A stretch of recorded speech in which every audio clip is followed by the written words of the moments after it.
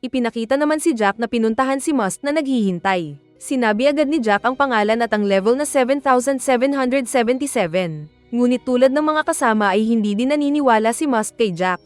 Sinabi ni Jack na gamitin kasi ni Must ang appraisal skill nito pero walang ganon ang elf na sinabing mas mabilis pang papatayin si Jack.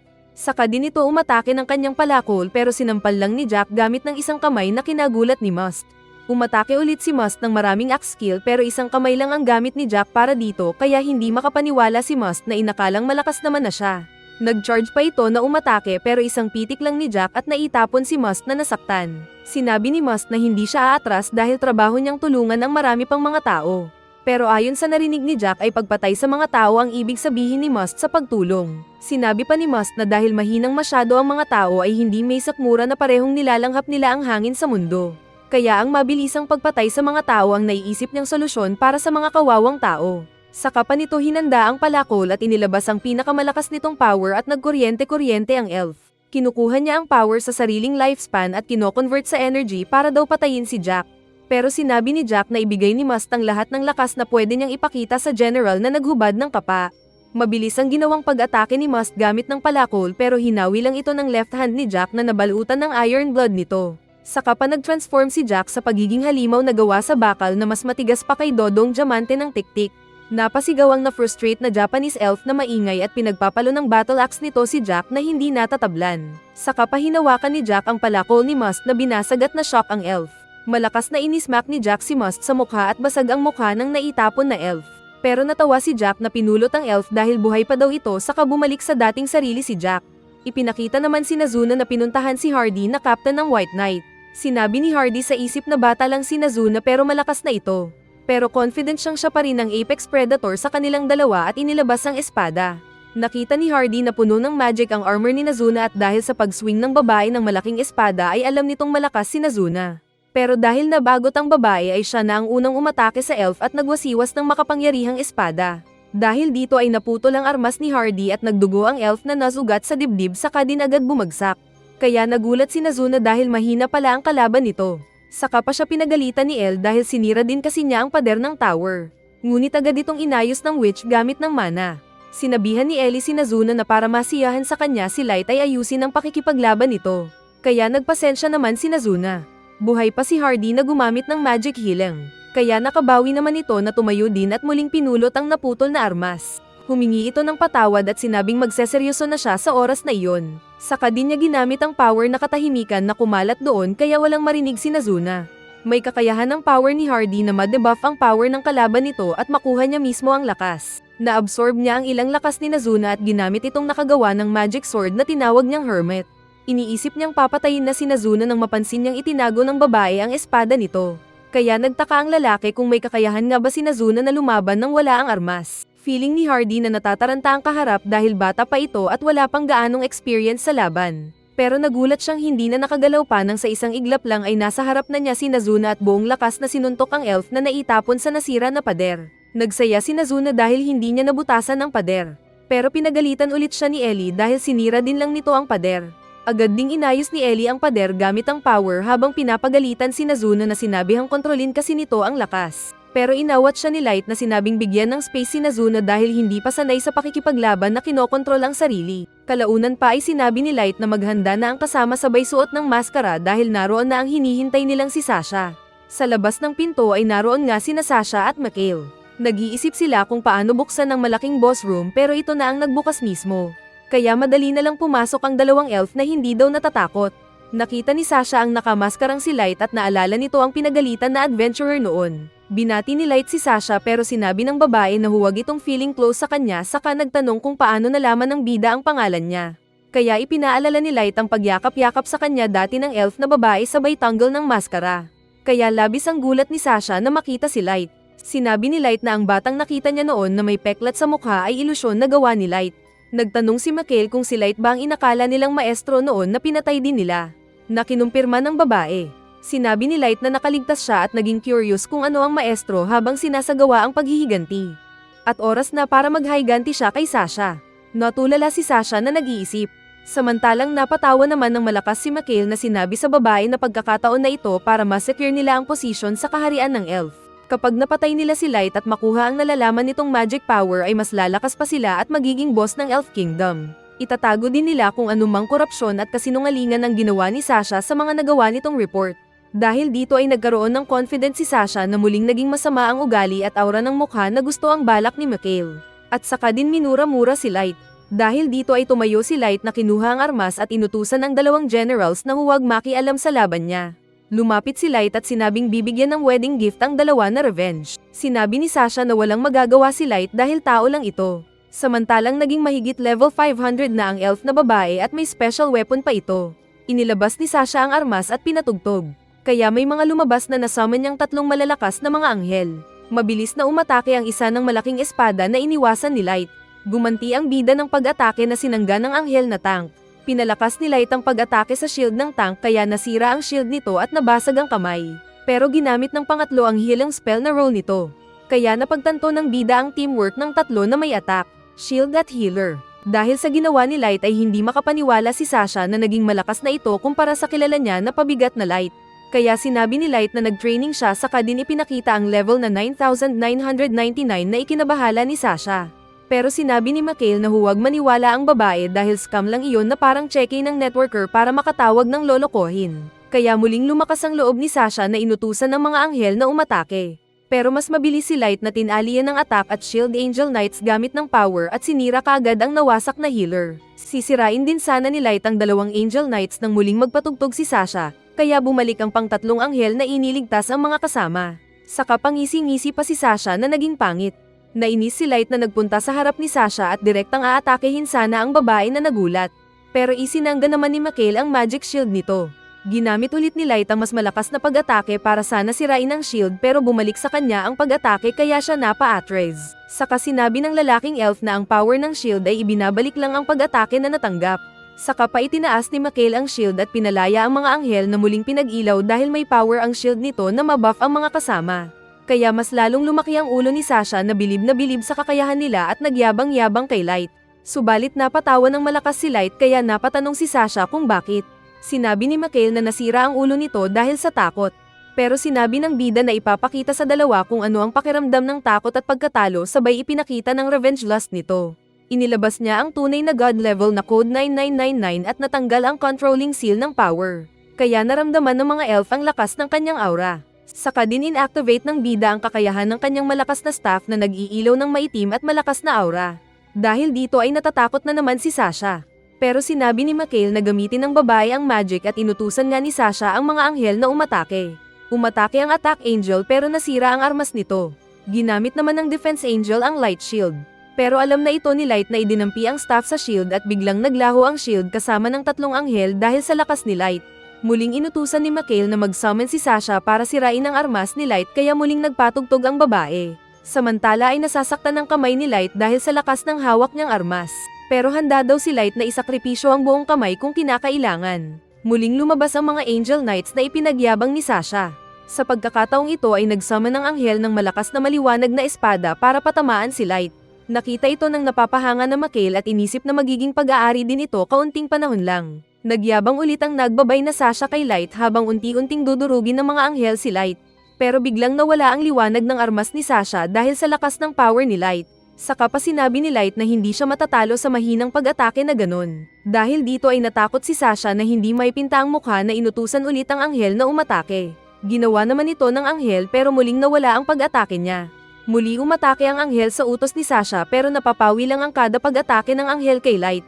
Patawa-tawa si Light samantalang puno ng pag-aalala ang mukha ni Sasha na parang ekspresyong nang lalabas na ang tae pero sarado ang CR at maraming tao sa paligid. Inatake ni Light ang mga anghel at muling naglaho ang mga ito. Muling nagpatugtog si Sasha ng gamit na magic item pero walang nasummon. Dahil sinira na pala ito ni Light. Sinabi ni Mikhail na walang nakakasira ng mga divine items na tulad ng gamit nila. Pero sinabi ni Light na walang kaya ang mga divine items sa armas niyang Genesis class spear. Hindi pala ito alam ng mga elf na limitado rin lang ang galing. Swerte lang daw si Light at hindi sila takot dahil may panlaban pa silang shield ni Mikhail na ibabalik din lang ang power ni Light. Nais din itong subukan ni Light kaya agad na umatake at sinadyang tusukin ang ipinagyayabang na shield ng mga elf. Pero nabasag ang walang kaya na shield at naitapon ng parehong nasaktan na Mikhail at Sasha. Sinabi ng unang bumangon na Mikhail na isa sigurong maestro si Light dahil sa lakas nito. Saka din bumangon si Sasha. Sinabi ng confident pa rin na Mikhail na tatakas sila gamit ng teleportation at sasabihin sa Elf Queendom ang tungkol sa paglabas ng maestro na Light. Saka inilabas ang magic feather para sana umalis, ngunit walang nangyari pagkausal niya ng password. Paulit-ulit pa niyang sinabi ang magic word pero walang nangyari. Kaya sinabi ni Light na nakablock ang tower na iyon para sa mga teleportation. Dahil daw ito sa jamang power ni Ellie na binabalot ang tower na iyon. Nagtanong si Light kung anong gagawin ng dalawa dahil hindi na sila makakatakas. Ipinagyabang ni Mikhail na darating ang tulong nila mula sa mga kasamang White Knights. Pero napangiti si Light na tinawag ang mga tauhan na pumasok. At pumasok nga ang mga tauhan nitong kinalaban ng iba pang White Knights dala ang kani-kanilang mga binugbog na mga Elf Warriors. Kaya mas nawalan ng pag-asa sina Mikhail at Sasha. Nag-alala ang mga generals ni Light para sa kamay niya na hawak ang malakas na staff. Pero sinabi ng bida na ayos lang siya. Nagtanong ulit si Light kung anong gagawin ni Mikhail. Pero biglang lumuhod si Mikhail at sinabing mag-join force sila ni Light para sakupin ang mga elf. Pero hindi interesado si Light dahil ang gusto lang ay mag-higanti kay Sasha. Kaya sinabi naman ni Mikhail na wala siyang kasalanan at kinalaman sa ginawa ng grupo ni Sasha noon kay Light kaya hayaan na siyang umalis. Nagulat bigla ang babae dahil trinidor din siya ni Mikhail kaya naluluha ito.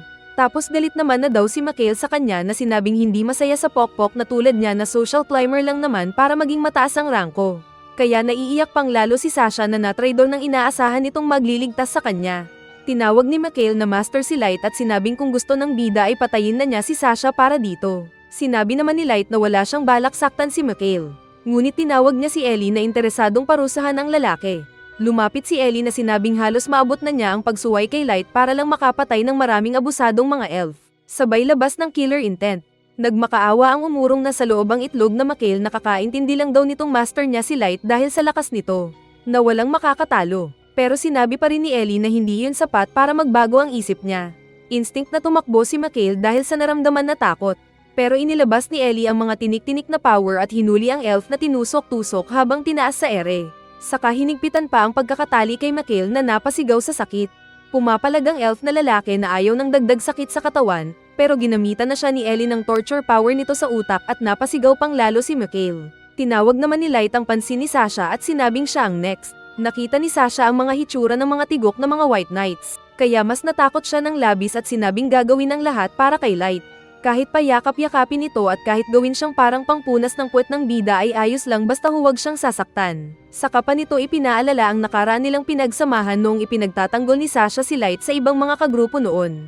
Ngunit sinabi ng bida na tapos na ang lahat dahil alam na niya ang tunay na nilalaman ng utak ng babae na napupuno ng kasamaan. Sinabi pa daw ni Sasha na hindi niya kasalanan ang nangyari noon. Saka muling iniaalok ang katawan para maging sex doll ni Light kahit anong oras nito gusto. Kung ang bida ng Rido the Healer ang nandito ay first option niya talaga ang ganyan. Nagalit bigla si Aoyuki na sinabing hindi niya masusuhulan si Light ng kanyang katawan. Gusto na ni Aoyuki na aipakin sa halimaw nito si Sasha sa kamahil at muling aipakin ng paulit-ulit para maparusahan ang babae. Ngunit sinaway siya ni Light kaya tumigil si Aoyuki. Napanganga naman ng luhaan na Sasha na wala nang magawa. Sinabi ni Light na hindi muna papatayin si Sasha kundi ay isasama siya sa kulungan ni Garo at mapapahirapan ito ng matagal na panahon saka tumalikod. Pero naalala ng bida ang ginawa ng babae noon at ibinalik ang palaso ni Sasha sa sarili nitong binti kaya nasaktan ang napasigaw na babae. Inutusan ni Light si Meron na bahala na sa pagpaparusa kaya masaya naman si Meron na inilabas ang mga insekto nito sa katawan na hinuli at ginapang-gapang na ang buong katawan ni Sasha na napasigaw sa sakit. Sinabi pa nitong gusto lang naman maging masaya pero hindi na siya pinakinggan ng umalis na bida at tuluyang nasaktan ng elf. Dahil sa lakas ng armas na hawak ni Light ay nasaktan siya na nanghina. Pero bago mawalan ng malay ay muli niyang sinilang code 9999 at bumalik sa dati ang armas. Habang nagpapahinga si Light ay nag-usap ang mga generals tungkol sa armas ni Light na mula din sa unlimited gotcha skill ng bida na ito ang pinaka-rare sa kanilang lahat. Basta ang alam lang nila tungkol dito ay ito ay isang napakalakas na power. Gamit ang pinag-combine na lakas ni na Light, Ellie at May ay nasil ni Light ang power na ito. Kapag ginagamit lang niyang armas sa kanya pinapakawalan. Nagising si Light at nasa tabi niya si May na masaya sa paggising ni Light. Ipinaalala ni May ang unang pagkikita nila ni Light na naiintindihan ng babae ang balak ng bida na paghihiganti. Pero kailangan pa rin itong magdahan-dahan dahil isa na silang kaharian at maraming umaasa sa bida. Sa Elf Queendom ay nababahala sila dahil sa hindi pagbalik ng malalakas nilang warriors na White Knights. Biglang may nagbukas ng pinto at sinabing may mga dragon na paparating. Ipinakita nga sa labas ang sangkatutak ng mga dragon na paparating sa castle nila. At ang boss dragon ay sinasakyan ni Ellie na pangiti-ngiti. Pinalibutan ng mga dragons ang castle at natatakot naman ang mga elf sa kaharian na nagtatago sa loob. Nag-announce ng malakas si Ellie na sinabi sa mga elf na inatake ang tower niya ng mga White Knights ng mga elf. At gusto nitong makausap ang kanilang commander para bigyang linaw ito. Sa isang pitik ng daliri ni Ellie ay sabay-sabay na nagbuga ng apoy ang mga dragon at sinira ang isang bahagi ng gubat na lubhang nasunog. Ipinakita ito ni Ellie at sinabing sisirain ng buong bayan ng elf kapag hindi lumabas ang kanilang boss na nag-utos sa mga White Knights. Lumapag ang dragon at ni Ellie na pinalibutan ng mga elf na sundalo na akala mo naman kung may laban. Lumabas ang reyna kasama ng chancellor sa likod nito at matapang pa daw na nagsalita. Sinabi nitong walang galang si Ellie at inutusan na umalis na sila kasama ng kanyang mga dragon. Pero sinabi ni Ellie na may umistorbo sa kanyang tower ng mga Elf Knights. Nagtanong ang reyna kung nasaan ang White Knights. Pero sinabi ni Ellie na wala siyang pananagutan para sagutin ang reyna ng mga elf. At siya ang nagtanong kung bakit umatake ng tower ang mga elf. Sinabi ni Ellie na alam na nitong nais agawin ng mga elf ang kanilang nalalaman na power sa tower. Magrerason pa sana ang queen pero naglakad na palapit si Ellie para basahin mismo ang utak ng reyna. Hindi naman makagalaw ang mga sundalo dahil natatakot sila sa witch na mas malakas. Umatake lang ang mga ito nang utusan sila ng chancellor. Pero sa isang utos lang ni Ellie ay biglang kinain ng mga puno niya ang lahat ng mga elf soldiers na naroon maliban lang sa reyna. Sinabi ni Ellie na isa itong uri ng kahoy na sumisipsip ng dugo. Natakot ang reyna ng mga elf na tumakbo. Pero ginamit ni Ellie ang mga matutulis nitong vines na hinuli pabalik ang nasaktan na reyna at ibinitin pa. Saka din ginamitan ng mind reading spell at nasaktan ang reyna na pumangit. Nalaman ni Ellie na walang kinalaman ng reyna sa balak ng White Knights pero nalaman niya ang masamang ugali ng reyna patungkol sa mga tao.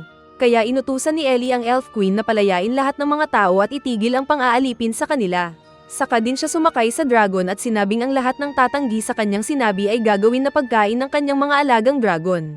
Kaya natakot ang Elf Queen na hindi makapagsalita hanggang sa umalis si Ellie. Nalaman din ito ni Light na naging magaling na at sinabing kailangan niyang magpakita sa mga tao na dumarating.